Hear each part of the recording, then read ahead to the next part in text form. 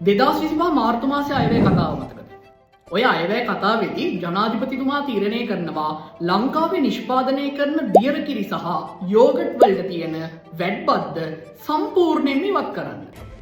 නැවුම් කිරි සහ යෝගට් සඳහා වැට් බද්ද ඉවත් කිරීම ජනාධිපති ඇතුළත මේ හරහා බලාපොරොත්තු වෙන්නේ 2022 ආර්ථික අර්බුදයෙන් පස්සේ ලංකාවේ ඇති වෙච්ච ළමා මන්ද පෝෂණයට පිළිතුරක් හොයන එක.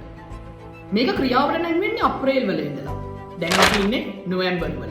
අප්‍රේල් වලට කලින් තිබ්බ මිල ගණන් සහ ඊට පස්සේ තියෙන මිල ගණන් සසඳලා අපි බැලුවා මේකෙන් බලාපොරොත්තු වෙන නියම ප්‍රතිලාභය පාරිභෝගික අපිට ලැබිලාද නැද්ද කියලා බලන්න. ලැබිච්ච තොරතුරු එක්ක අපිට තේරුම් ගිය කාරණාව තමයි 15%කින් මිල ගණන් අඩු විය යුතුව තිබ්බත් අඩු වෙලා තියෙන්නේ 6%කින් විතරයි. මේ හරහා පාරිභෝගිකයාට ලැබිය යුතු නියම ප්‍රතිලාභය ලැබිලා නැහැ කියන එක. එහෙනම් මේකට පිළියමක් හොයන්න ඕනේ.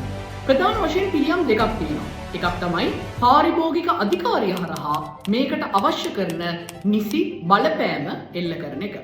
එහෙම නැත්නම් දියර කිරි සහ යෝගට් ආශ්‍රිත නිෂ්පාදන වලට විතරයිනේ මේ වැට් එක අයින් කරේ. ඒක නිසා මාකට් එකේ යම් අක්‍රමිකතාවයක් ඇති වෙලා තියෙන්න පුළුවන්. එහෙනම් කරන්න තියෙන දේ තමයි කිරි ආශ්‍රිත සියලුම නිෂ්පාදන වලට දාලා තියෙන වැට් එක ඉවත් කරන එක.